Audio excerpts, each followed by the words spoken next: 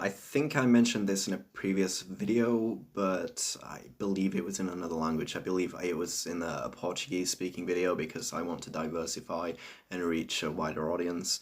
But I essentially said how if you yourself are a young female who is in a relationship with a man twice your age, thrice your age, and you want to speak in defense of your relationship because you perceive that your relationship is healthy and actually you are developing emotionally within this relationship, you are improving as a person, there is some kind of structure here, it is a healthy relationship dynamic. If you somehow think that that is what's happening for you, great, and I really hope it works out for you. That is all I want.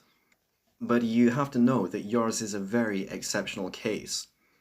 Because statistically, most of these relationships, it's liable that these young women are going to be exploited, manipulated, abused, if not physically, then psychologically.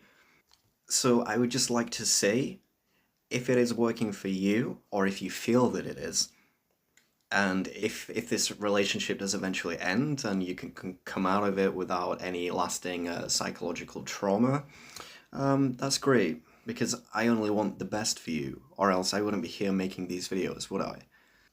But please do not come online and start advocating these relationships just because you think it works for you. You should not be going around advocating these relationships to other young females because you're potentially putting them at risk. To enter a relationship, if you're a teenager and you're entering a relationship with a man in his 40s, 50s, if you're a developing young woman in her 20s and you're dating a man who is 50s, 60s, etc., by entering that relationship, you're taking a fucking huge risk. And you should not be advocating for young females to be taking those kinds of risks. So please refrain from finding each other on forums and basically validating each other's relationships. I mean, there is a reason why you're doing this. Presumably, it's because your actual support networks, your friends, your family are not validating the relationship that you're in. If so, good on them. Good on your family, good on your friends for not validating this relationship. They care so much about you that they're actively taking a risk where you could potentially find yourself resenting your friends and family, and you know, you could sever all ties with them.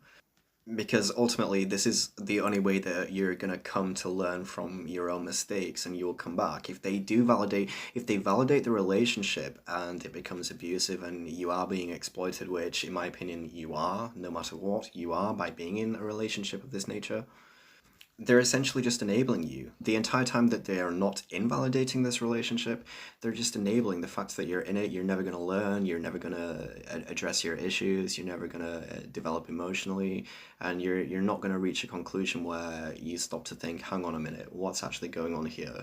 And I need to take a step back and reevaluate my life choices and reassess the situation that I'm in. You're never going to come to that conclusion if people around are just enabling you like that. That's why you should never validate a relationship of this nature. So please don't go around advocating them. If you are in isolation from your friends and family, and ergo this is why you're on online forums, validating other young females who are in these relationships, there is a reason why you're isolating them in the first place. You know, if a teenage girl sees what you write and they suddenly think, well, it's okay, other young women are doing this, so it makes me an adult, you know, I'm cool, I'm edgy for dating a much elder male, senior male, but they ultimately end up incurring severe psychological trauma from being in this relationship at such an important phase in their formative development. That's on you.